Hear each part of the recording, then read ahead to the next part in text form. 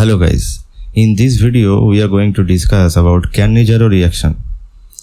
So if an aldehyde which do not possess any alpha hydrogen atom is reacted with very strong base like sodium hydroxide or potassium hydroxide in aqueous medium, then it undergoes Cannizzaro reaction. To show the reaction, I have chosen here benzaldehyde as our model aldehyde, and I have reacted it with OH minus in aqueous solution, and the product of this Cannizzaro reaction will be 1 molecule of benzoate and 1 molecule of benzyl alcohol. To understand the reaction, we have to consider 2 molecules of benzaldehyde, because in Cannizzaro reaction always 2 molecules of aldehyde reacts. It may be of same type. Here 2 benzaldehyde are reacting with each other. In different cases, 2 different aldehydes may react with each other to give cross Cannizzaro products. So before we go into that situation, let us first understand this situation. So you can see that one benzaldehyde molecule is essentially oxidized into benzoic acid, which will be remain in solution as benzoate because of the alkaline condition of the reaction medium. So one process is oxidation during this reaction.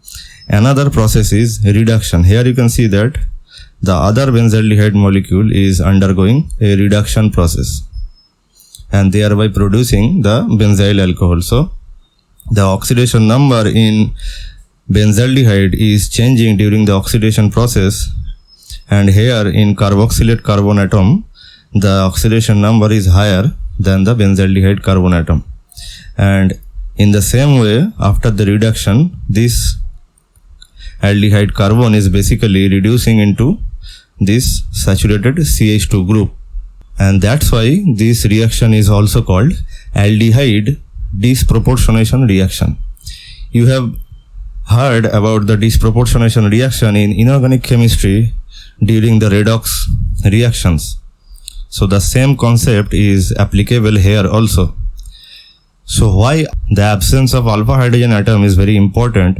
It is important because if there is any alpha hydrogen atom adjacent to the aldehyde group, let's say for example in acetaldehyde, we have a alpha carbon atom and the hydrogen attached with it is alpha hydrogen. So it has 3 alpha hydrogens. So if this is reacted with OH minus, it will undergo aldol condensation, not Cannizzaro reaction. So always we have to choose a aldehyde which will not have any alpha hydrogen atoms. So this is the main criteria for Cannizzaro reaction. Another thing that I have highlighted this oxygen atom and this hydrogen atom. So the base which is involved in this reaction, the atoms of this base, which is oxygen and hydrogen, will be involved in the formation of this product molecules. So that's why this O atom will be in the benzoate molecule after the reaction, and this hydrogen atom will be on the benzyl alcohol after the reaction. So how this is happening, this we will discuss during the mechanistic discussion. So the another possibility is when 2 different aldehydes are there, and this typical situation is called cross Cannizzaro reaction.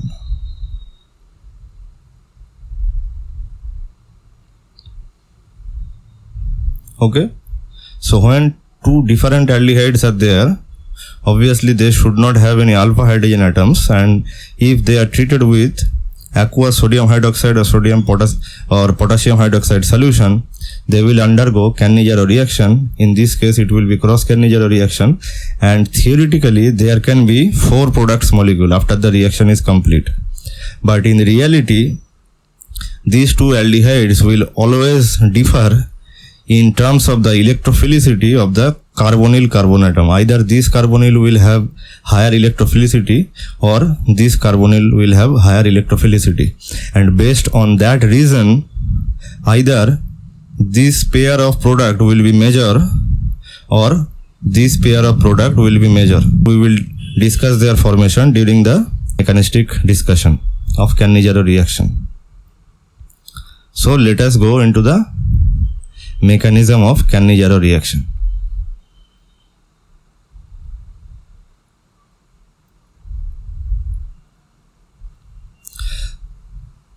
If we consider this aldehyde, the first step of Cannizzaro reaction is the nucleophilic attack by the OH minus in the carbonyl carbon center, and it will result in the formation of this intermediate.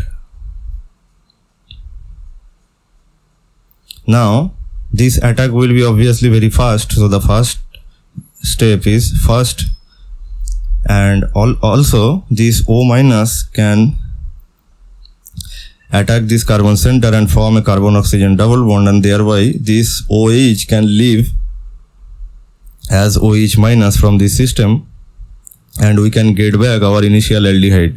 And that's why the first step is also reversible in nature.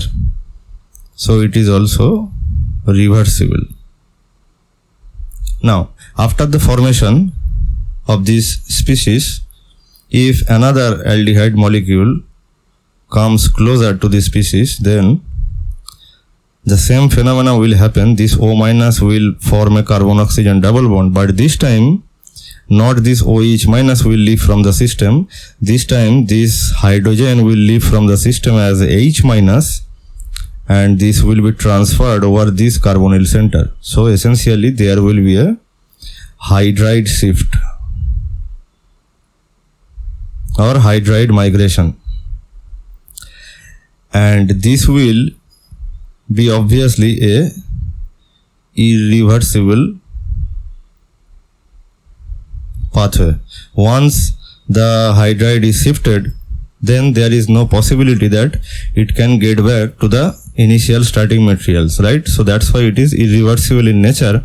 Also, it is the slowest step of this reaction. That means it will be the rate determining step. So what will be the resulting compound after this step? So we can see now that a carboxylic acid and an alkoxide ion will result after this step, and then this proton will be immediately transferred to this alkoxide anion, which is highly basic in nature, and we represent this type of step as minus plus H plus. Minus sign is for proton is leaving from this carboxylic acid, and plus sign is for it is getting attached to this alkoxide anion. So the final products will be a carboxylate anion, and this alcohol. Okay, so one carbon center is possessing higher oxidation number than the starting aldehyde, and this alcohol CH2 group is now possessing lower oxidation number than the starting aldehyde, and that's why it is called aldehyde disproportionation reaction. So if we consider the rate law for this Cannizzaro reaction, then it is like this. The rate is second order with respect to this aldehyde and first order with respect to the OH minus. To understand the rate law, we have to first break it down like this form.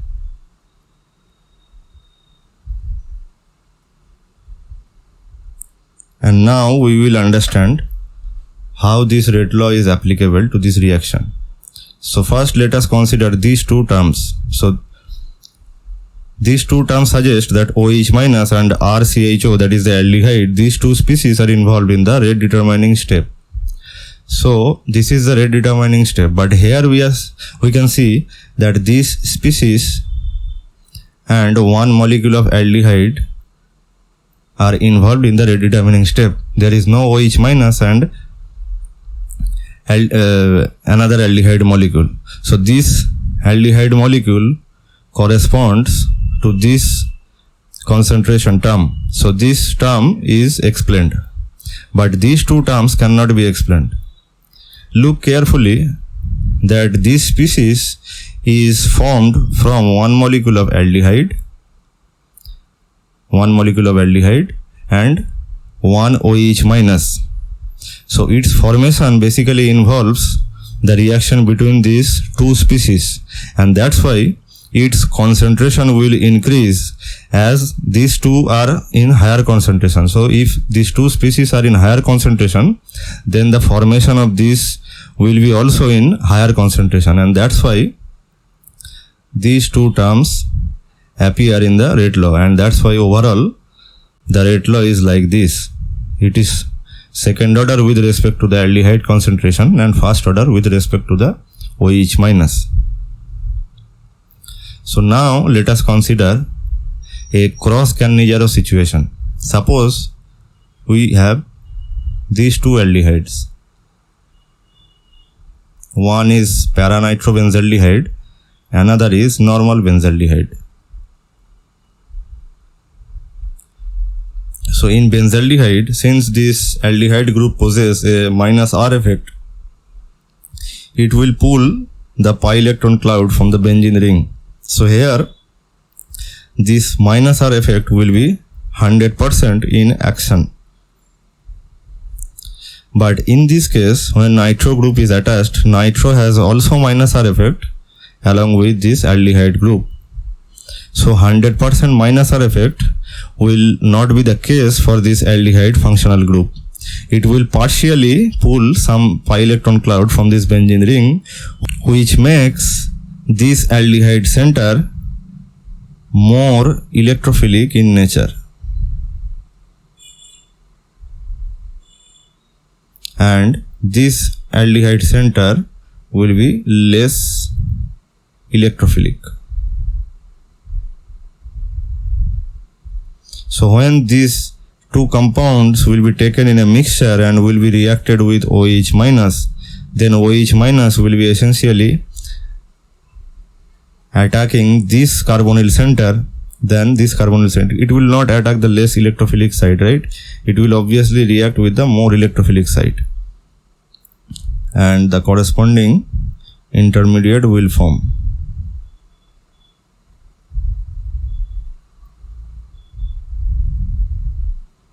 Right?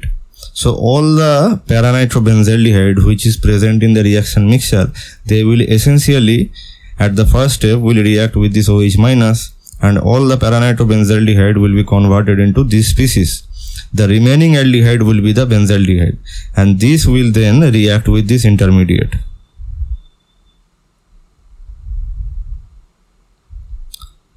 So now this hydride shift will take place, which will result in the formation of para-nitrobenzoate. After the proton transfer takes place, the final product will be para-nitrobenzoate and benzyl alcohol. So now we can understand the other two possible products are not forming in this case. Only these two will form as the major compounds. Okay. So based on the electrophilicity of the aldehydes, these two products are major in a typical cross Cannizzaro reaction. But theoretically, I have shown that 4 compounds can be formed. Okay. Now let us consider intramolecular Cannizzaro reaction. All the examples I have just given is an example of intermolecular. Those are intermolecular. Intermolecular suggests that the reacting centers will be in two different molecules. But when the term intra is applied, it means that the reaction centers will be within the same molecule. Suppose we have this aldehyde, the benzene ring containing or attaching with one aldehyde and also with another aldehyde functional group. So if this compound is subjected to Cannizzaro reaction, then what will happen? Either this carbonyl group or this carbonyl group will be attacked by the OH minus, and as soon as this intermediate is formed,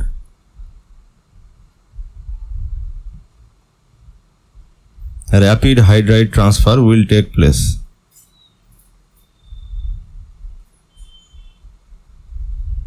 And this will result in the formation of this species.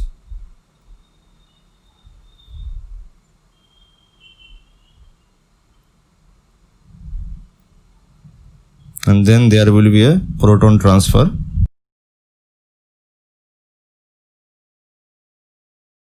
And the final compound will be this one. So this is a typical example of intramolecular Cannizzaro reaction, right? Like this, there are several substrates like glyoxal. If we treat glyoxal with sodium hydroxide in aqueous solution, it will also undergo Cannizzaro reaction, and the product will be this one. Very simple. One aldehyde center will be converted into carboxylate, another will be reduced and will be converted into the alcohol moiety. Right? Another interesting thing about Cannizzaro reaction is the rate equation we have just discussed is like this when the base concentration is low. If the base concentration is high,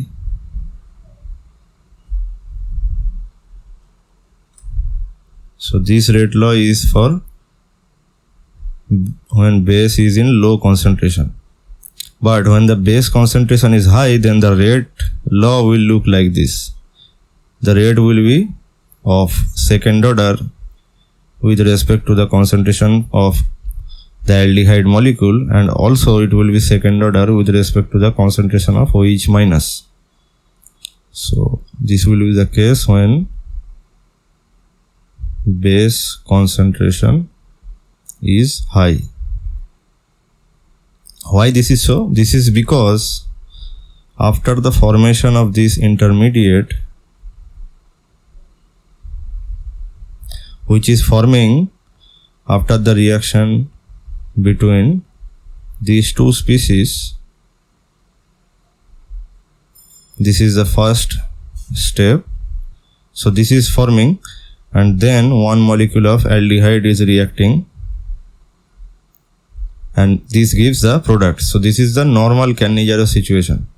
But when we increase the base concentration, what will happen? This OH minus will abstract this hydrogen atom from the intermediate, which will result in the formation of a dianion species.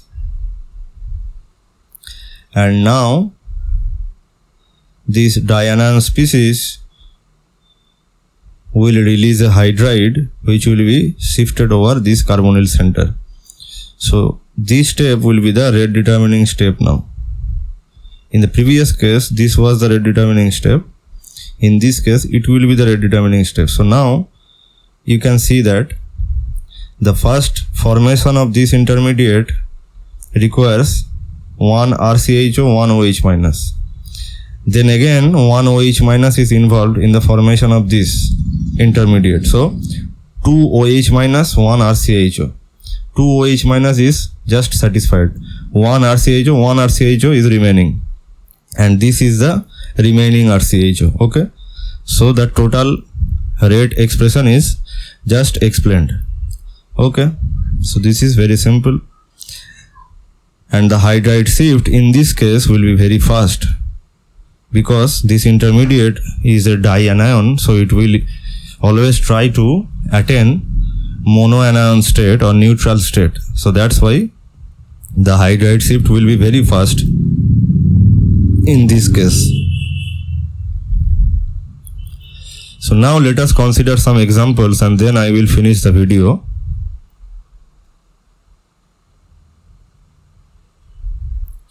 Here is furfural. So if you treat this with OH minus, obviously normal reaction, Cannizzaro reaction will occur, and this will produce one carboxylate and another alcohol. Okay.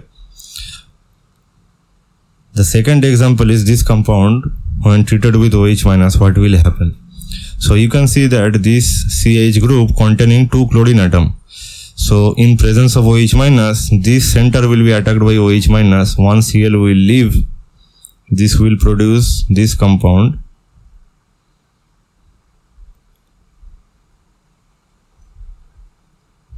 And then this OH bond will break and this remaining Cl minus will also leave. And this will make an aldehyde compound. So this is our aldehyde. So this CHCl2 is basically the precursor of this aldehyde group.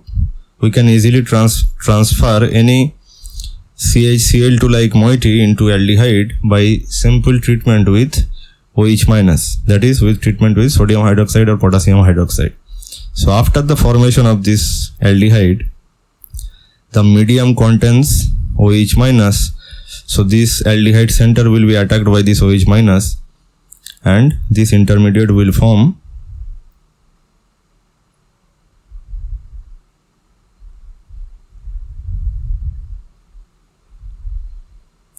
and now the hydride shift will take place and this hydride will eventually go into the adjacent carbonyl center and this will make the final product,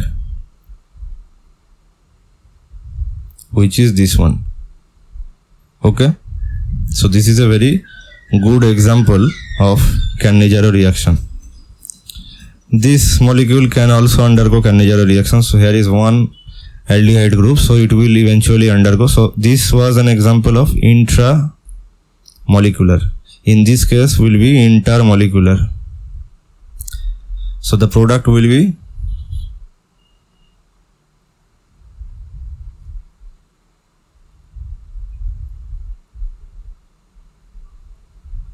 this one. And the last example is very interesting. We all know that alpha hydrogen containing substrates do not undergo Cannizzaro reaction. They always undergo aldol condensation. But if this reaction is performed at elevated temperature, then Cannizzaro reaction takes place. And the product will be